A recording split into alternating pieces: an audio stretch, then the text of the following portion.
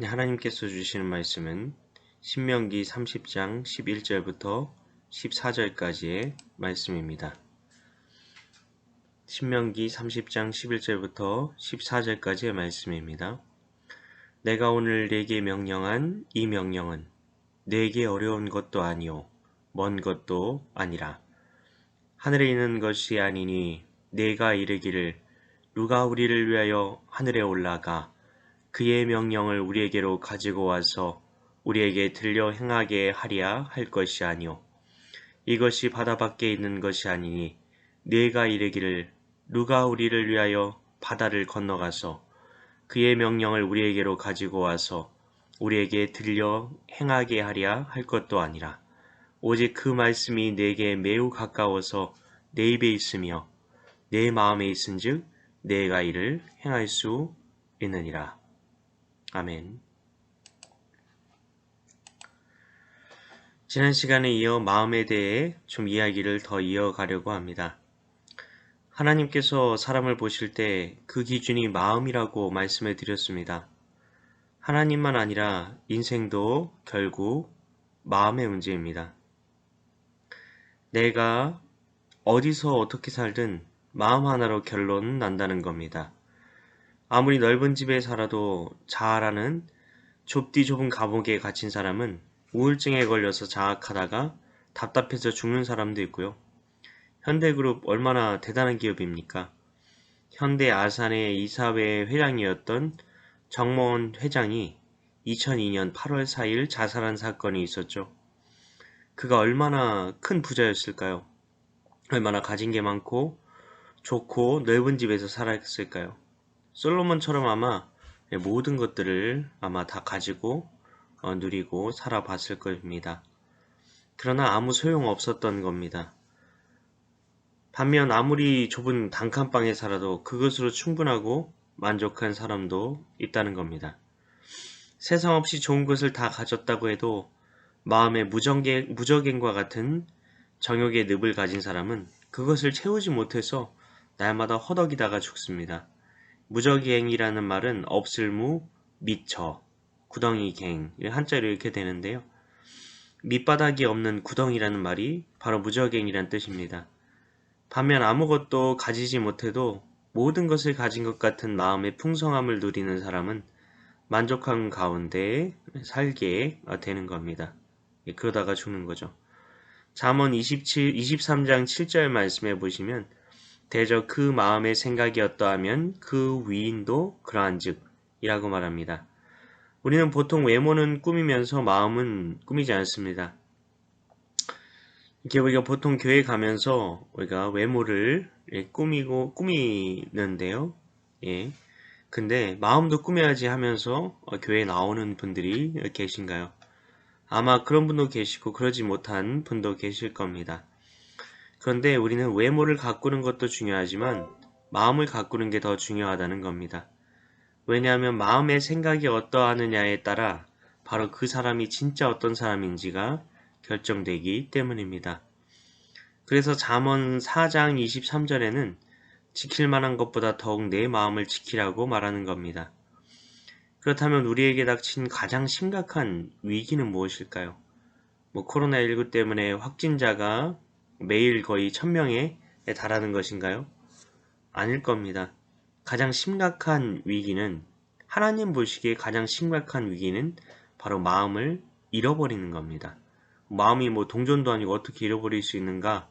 아무리 남녀가 결혼해서 돈도 어느 정도 벌고 집도 사고 차도 사고 애도 아들 딸 하나씩 이렇게 비율 좋게 낳았어요. 그런데 이제는 동상이몽하면서 서로에게서 마음이 떠나 있다면 같은 집에 살지만 어떻게 부부라고 할 수 있을까요? 이런 점에서 마음을 잃어버릴 수 있다는 겁니다. 가장 심각한 가정의 위기인 거죠. 이런 경우. 요한계시록에 보면 첫사랑을 잃어버린 교회 기억나시죠?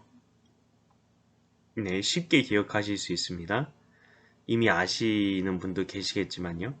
이 아기를 낳기를 원하는 사람들이 꼭 읽어야 되는 성경이 있다는데 아시는 분 계신가요? 네, 바로 에베소서죠.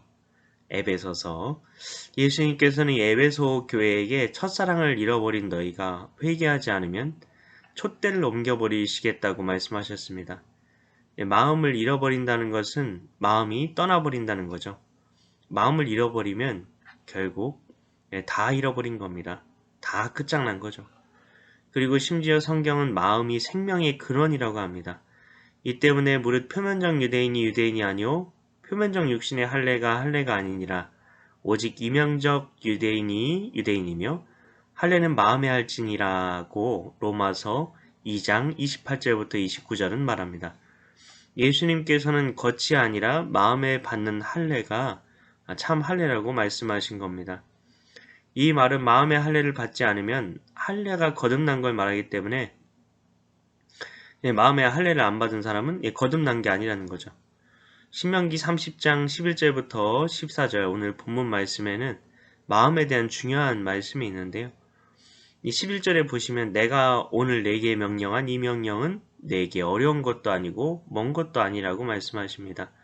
성경은 우리에게 하나님의 법이 너무 어렵고 멀리 있어서 나랑은 전혀 차원이 다른 이야기라 지킬 수가 없네요 라고 이렇게 하는 사람들에게 넌 핑계를 대고 있어 이런 노래 가사처럼 핑계를 대지 말라고 합니다.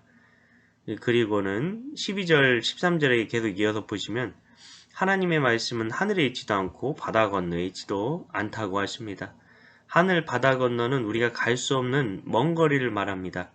물론 지금은 뭐 비행기도 타고 배도 타고 갈 수도 있겠지만 옛날에는 그랬다는 겁니다. 비행기 같은 건 당시에 당연히 없었고 배를 타고 원양 항해가 가능했던 거는 예수님이 태어나신 후로, 얘가 주후를 얘기하는 겁니다. 1400년에서 1500년대 였습니다. 그러니 보통 사람들은 그냥 자신이 태어난 고향에서 살다가 돌아가셨습니다. 그러니 성경에서 말하는 하늘, 바다 건너에 있다는 말은 우리가 도저히 갈 수 없는 먼 거리를 말합니다. 그래서 여기서 멀다는 말은 마음이 없다는 말입니다. 우리가 하나님의 말씀에 순종하는 삶이 불가능하다고 그렇게 말할 때가 있습니다. 말하는 분들도 계신데요. 그런데 14절에서 이렇게 말씀하고 계신 거죠. 그 말씀이 내게 매우 가까워서 내 입에 있으며 내 마음에 있은즉 이를 행할 수 있느니라. 무슨 말씀입니까? 여기 보시면 내 입에 있다는 말씀은 이런 거죠. 이미 내가 말씀을 알고 입으로 그 말씀에 대해서 말하고 있지 않냐? 입으로는 그렇게 떠들고 있지 않냐? 그런 얘기죠. 그런데 내 마음에 있은즉 내 마음에 있은즉 이를 행할 수 있느니라 는 말씀도 하시는데요. 이 말씀은 또 뭔가요? 내 마음에 말씀이 없으니까 행하지 못할 뿐이다. 네가 말씀을 사랑하지 않으니까, 내가 말씀을 순종하고 싶지 않으니까 그렇게 행하지 않고 있을 뿐이다. 그런 걸 얘기하는 거죠. 사람은 마음에 원하기만 하면, 왜냐하면 무슨 짓이라도 할 수 있는 능력이 있으시거든요. 죄송합니다. 짓이라고 해서 죄송합니다. 게임을 좋아하는 분들은 며칠 밤을 새면서 게임을 할 수 있는 무한한 능력이 있으시고요. 자매님들은 아무리 피곤하셔도 아침에 일찍 일어나 새벽부터 오랜 기간을 공을 들여 화장을 하실 수 있습니다. 뭐 남자들은 그냥 뭐 세수만 하고 그렇게 옷만 입고 그냥 나오는데요, 보통. 대단한 거죠. 제주도에 유명한 또 돈가스 집 있잖아요. 거기서 한번 먹으려면 이게 텐트를 치고 거기서 잠을 자도 못 드시는 분도 있다고 하더라고요. 그러나 새벽 기도에 가라고 꼭 또 새벽부터 일어나라고 하면 과연 일어날 수 있을까요? 우리는 능력이 부족한 사람들이 아닙니다. 능력이 이미 충분한 사람들이라는 거죠. 내가 좋아하는 일을 하는 데는 에너지가 마르지 않습니다. 이런 마르지 않는 셈을 다 가지고 계십니다. 자기가 하고 싶은 일을 하는 데는 절대 지치지도 않고 피곤하지도 않고 곤비하지도 않고 이 독수리가 날개치며 올라가는 듯한 셈이 그냥 막 솟아나는 거죠. 어떤 난관이 와도 내가 좋아하는 거니까 다 뚫어버립니다. 하지 말라고 해도 숨어서 합니다. 지금은 제가 안 그런데요. 초등학교 3학년 때 책이 너무 좋은 거예요. 그래서 교실에 비치된 책을 전부 읽어버린 적이 있었어요.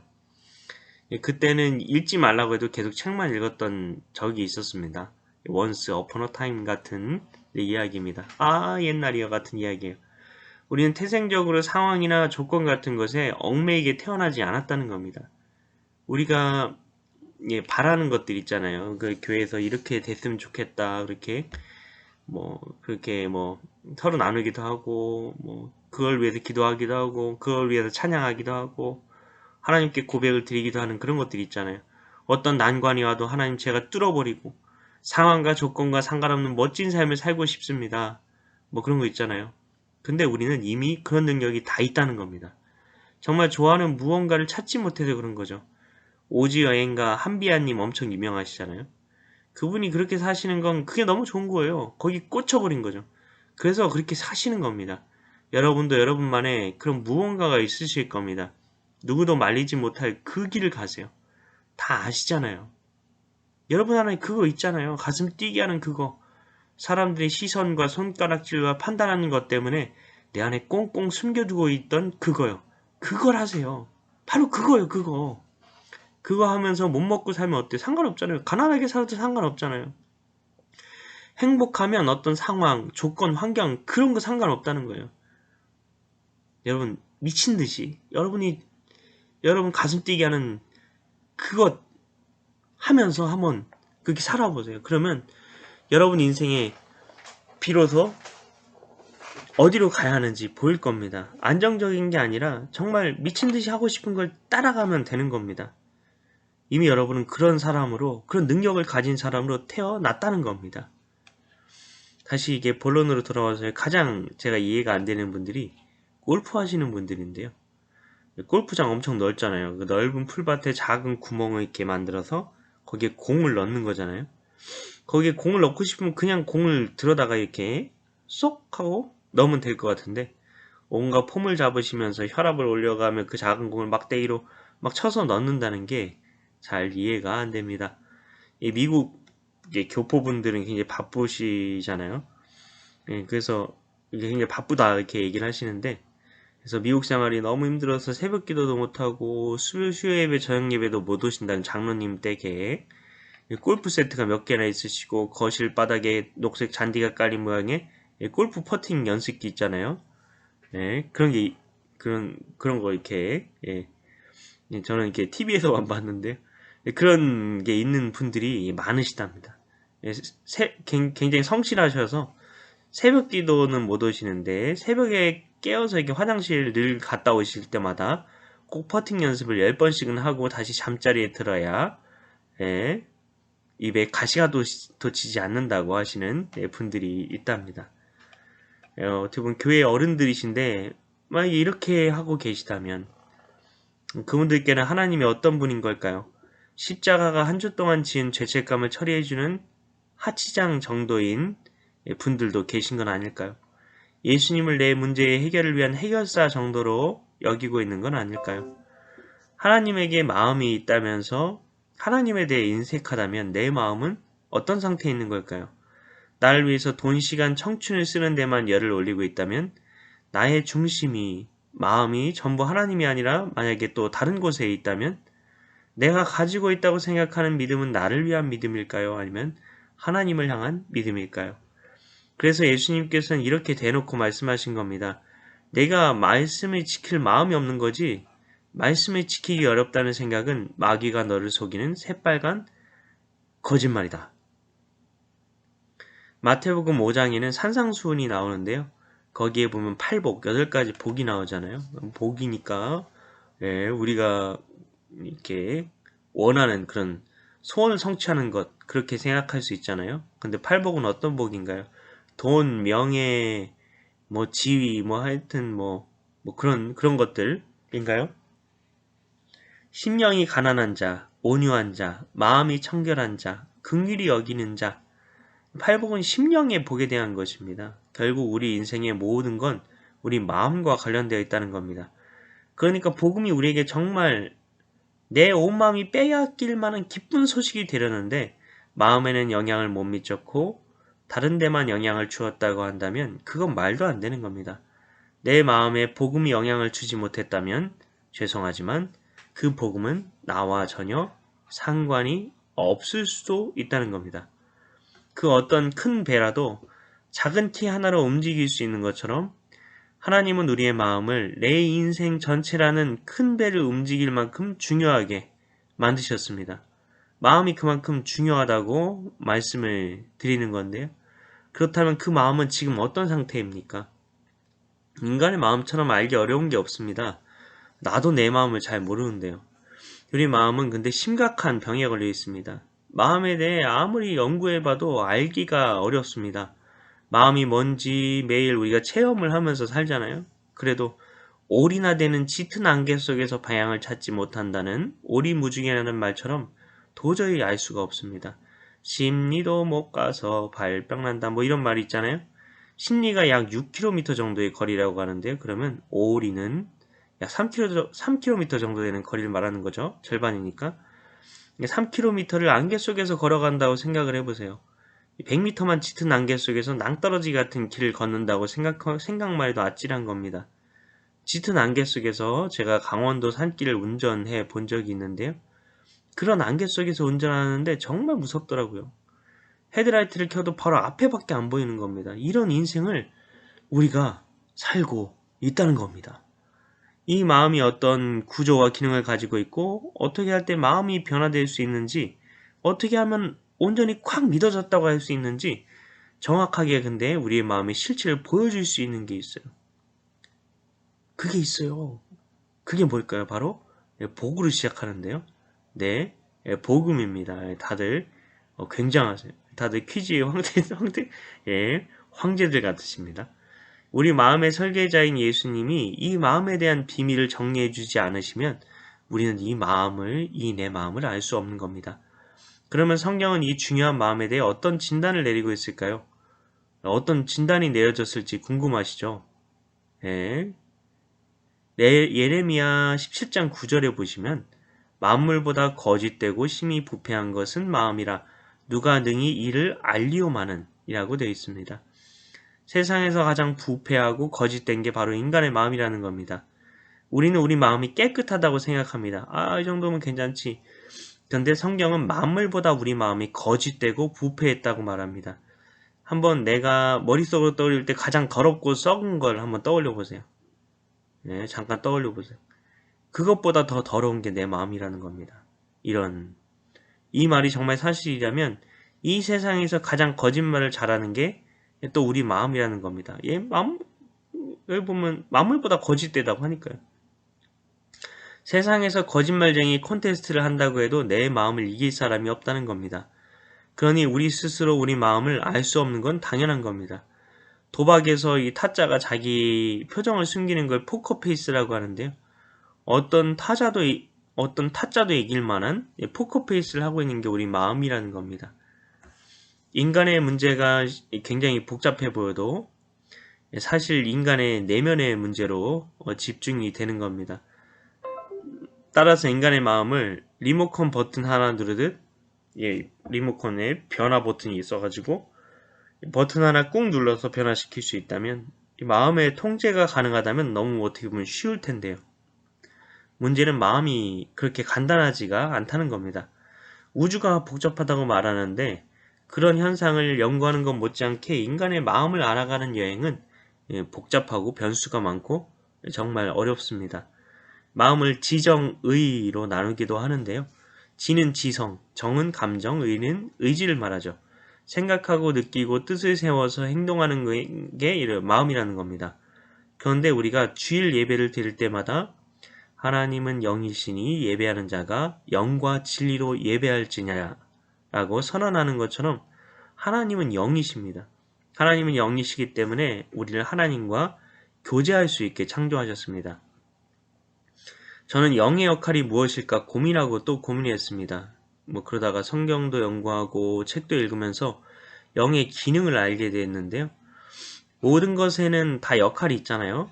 우리는 저 사람 영적이다 라는 말을 쓰면서 영적인 게 대단한 것처럼 생각을 하기도 합니다. 저 사람 신령하네 그렇게요. 그런데 영적이라는 말이 대단해 보이지만 어떻게 보면 별말이 아닐 수도 있습니다. 별말이 아니라니까 별거 아니다 뭐 그렇게 생각하실 수도 있는데요.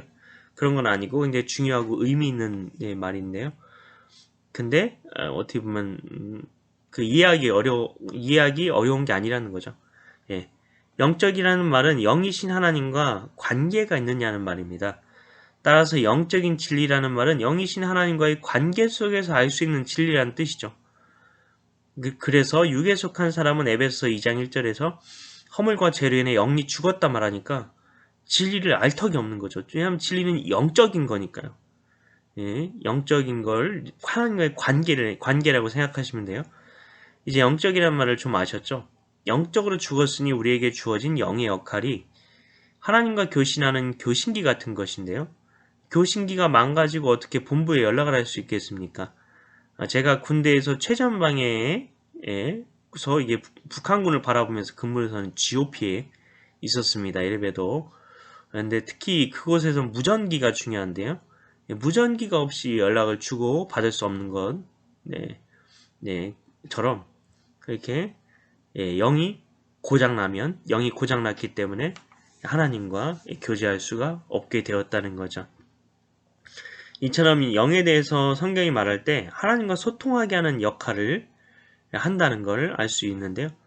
그런데 아담과 하와가 에덴 동산에서 죄를 지은 뒤, 그래서 우리 안에 영이 고장난 거죠. 이 때문에 하나님과 연락할 수 없게 된 겁니다. 아담과 하와 이후로 태어난 모든 인류는 하나님과 만날 수가 없게 된 거죠. 영의 기능이 고장이 나긴 했지만 희미하게나마 작동하고 있는 기능이 있었는데요. 그게 뭘까요? 바로 양심입니다. 우리 양심이 나쁜 거라고 생각하기도 해요. 잘 죄책감 갖게 하기도 하니까. 시편 16편 7절에 보시면 나를 훈계하신 여호와를 송축할지라 밤마다 내 양심이 나를 교훈하도다 라고 노래하고 있습니다. 하나님께서 자기를 훈계하셨다고 하면서 내 양심이 나를 교훈한다 이렇게 성경이 말합니다. 그러니까 하나님께서 우리 양심을 통해서 우리를 교훈하신다는 거죠. 그러니까 양심은 구약 성경에 보면 되게 좋게 나오고 있는 겁니다. 로마서 신약에도 보면 로마서 9장 1절에서 바울은 내 양심이 성령 안에서 나와 더불어 증언하노니 라고 말합니다. 바울은 성령님과 양심을 동위선상에서 함께 성령님과 양심이 함께 자기 편에서 증언해 준다고 말합니다. 내 편이라고 얘기하는 거예요. 이처럼 양심은 나쁜 게 아닙니다. 좋은 겁니다. 양심은 계속해서 너 똑바로 살아야 돼. 너 정직해야 돼. 너 깨끗해야 돼. 너 영혼을 사모해야 돼. 등등. 우리가 자꾸 죄의 길로 가려고 할 때마다 빨간 경고등을 켜줍니다. 이 양심 때문에 근데 우리 마음은 괴롭죠. 구원받기 전에도 이런 양심이 모든 사람에게 다 있는 걸 아실 겁니다. 이 양심 덕분에 세상 사람 모두가 자기가 원하는 대로 할 수가 없어요. 그래서 이 세상이 범죄자로 들끓지 않고 하나님을 모르는 사람들도 정의에 대해서 말을 하고 있는 겁니다. 양심은 이건 이렇게 해야지 라고 말하지만 근데 우리는 저렇게 하고 사랑해야지 하지만 우리는 미워합니다. 거룩해야지 하지만 우리는 정욕에 끌려갑니다. 이 때문에 우리 마음 안에서 싸움이 있는 거죠. 우리 마음에 도저히 함께 살 수 없는 두 존재가 동거하면서 내가 내 마음을 다스릴 수도 없고 진짜 내 마음이 무엇인지도 모르겠는 겁니다. 성경에서도 이 어려운 수학 문제보다 더 어려운 이 난처한 상황을 설명하면서 누가 능히 이를 알겠느냐는 말로 나도 모른다 이렇게 결론을 내립니다. 정말 그런 말이 있느냐? 아까 읽었던 예레미야 17장 9절 말씀을 제가 읽어드립니다. 만물보다 거짓되고 심히 부패한 것은 마음이라 누가 능히 이를 알리오마는. 아멘. 누가 능히 알리오마는 모른다는 거죠. 그러면 정말 알 수 없는 건가요? 이제 말씀을 마칠 텐데요. 오늘 말씀은 이렇게 끝이 나나요? 아닙니다. 하나님은 아신다는 겁니다. 안 그러시면 모든 걸 다 아신다는 하나님의 전지하심과 모순되니까요. 전지한데 하나님이 모르는 게 있다는 게 말이 안 되잖아요. 그래서 소망을 드리겠습니다. 바로 우리 마음을 아시는 하나님이 계시다는 겁니다. 하나님은 우리 마음의 문제를 정확하게 짚어내십니다. 어떻게 해야 이 병들고 거짓되고 부패하고 구부러진 마음을 돌이킬 수 있는지 아시기 때문입니다. 복음이 복음될 수 있는 것은 복음이 우리 마음의 상태를 진찰해내고 우리를 온전히 돌이키고 회복시키실 수 있기 때문입니다. 그래서 오직 복음밖에 없다는 겁니다. 형제 자매 여러분, 오늘은 여기까지 말씀을 살펴봅니다. 마음에 대해 더 말씀을 계속해서 이어나갈 텐데요. 우리는 하나님께서 내 폐부까지 다 감찰하셔서 하나님의 말씀대로 온전히 순종하는 하나님의 사람이 되고 싶은 그런 내 마음으로 가득할 겁니다. 하나님이 이렇게 행하셨으면 좋겠어요. 이런 놀라운 기적은 내 자신이 나를 자책한다고 해서 되는 것도 아니죠. 그리고 나를 이렇게 치는 말씀으로 이렇게 말씀의 채찍으로 나를 쳐주세요. 그러면 제가 변화될 수 있을 거예요. 라고 생각하신 분들 계실 텐데요. 그런다고 되는 것도 아닙니다. 오직 복음이라는 겁니다. CCC의 고 김준고 목사님께서 하셨던 백문일답이라는 유명한 설교 아시죠? 김준고 목사님은 100가지 질문을 던지셨고 그 자리에 있는 청년 형제 자매님들은 단 한 가지 대답만 외치셨습니다. 그 대답이 무엇이었습니까? 예수 그리스도, 예수 그리스도, 예수 그리스도, 복음이신 그분이십니다. 이 놀라운 복음의 능력과 영광 가운데 더 나아가는 우리 모두 되길 소망하며 우리 함께 찬양하겠습니다. 주 앞에 엎드려입니다.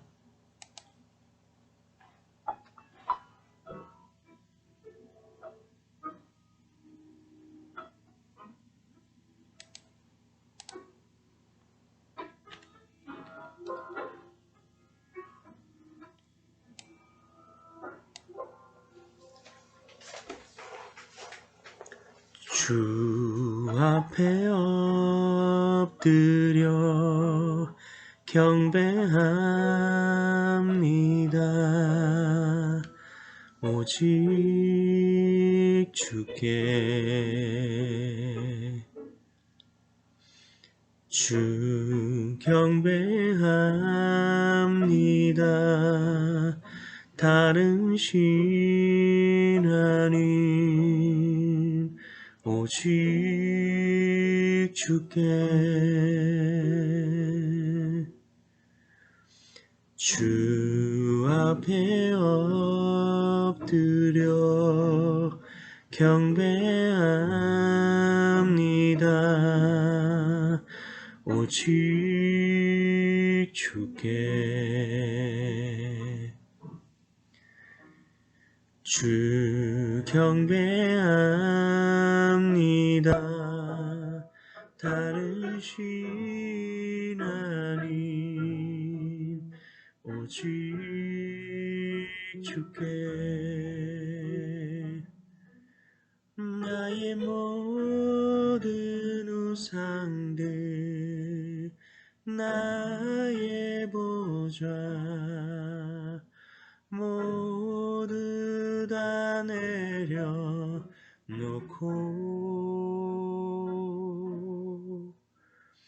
주 앞에 엎드려 경배합니다. 오직 주께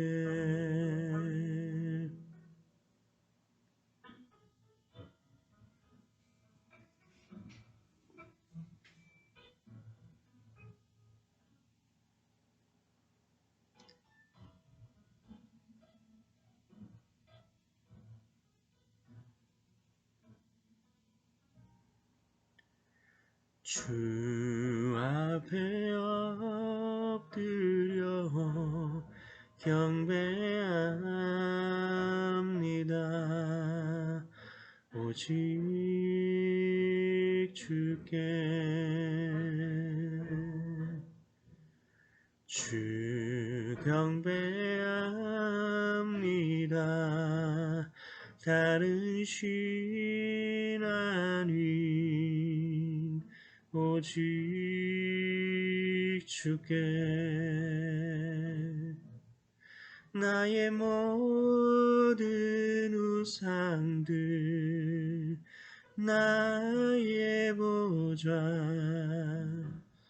모두 다 내려놓고 놓고 모든 우상들 나의 보좌 모두 다 내려놓고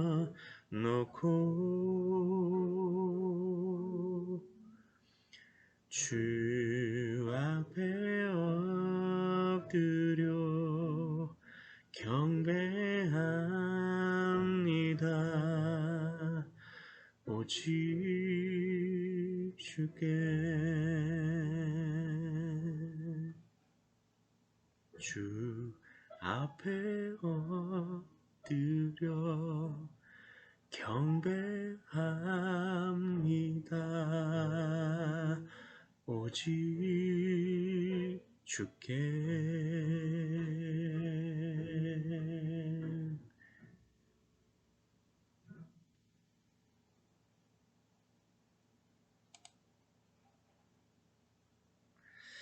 하나님 감사합니다. 오늘 말씀을 통해서 우리가 마음에 대해서 말씀을 우리가 생각해 봤습니다. 우리는 하나님께서 내 내부까지 다 감찰하셔서 내 폐부까지 다 감찰하셔서 하나님 말씀대로 온전히 순종하는 하나님의 사람이 되고 싶다는 그런 마음으로 우리가 가득합니다. 하나님, 그런데 이렇게 되는 이 놀라운 기적이 일어나는 것은 내 자신이 나를 자책한다고 해서 되는 것도 아니고 말씀의 채찍으로 우리가 맞는다고 되는 것도 아니라는 겁니다. 오직 복음입니다. 하나님 아버지, 이 놀라운 복음의 능력과 영광 가운데 더 나아가는 우리가 되길 소망합니다. 하나님, 진심을 넘어서 전심으로 하나님께 우리가 나아갈 수 있는, 아버지 그렇게 살아갈 수 있는, 그렇게 돌이킬 수 있는, 아버지 그렇게 하나님께서 우리를 지으신 아버지 창조의 형상대로 회복되는 우리 모두가 될 수 있도록 하나님께서 우리에게 주신 유일한 다윗의 물맷돌과 같은 것이 아버지 복음임을 아버지 우리가 고백합니다. 오직 복음밖에 없음을 고백하며 나아갑니다. 우리 모든 소망을 하나님께 드리며 나아가오니 하나님이 이 마음의 비밀 아버지 주님 이것을 알아가는 가운데에 아버지 우리가 복음의 영광에 영광스러움에 대해서 눈이 띄어지는 영적인 눈이 열려지는 놀라운 아버지 기적이 우리에게 일어날 수 있도록 주여 인도하여 주시옵소서. 주여 역사하여 주시옵소서. 주님 붙들어 주시옵소서. 믿고 감사드리오며 예수님 이름으로 기도합나이다. 아멘.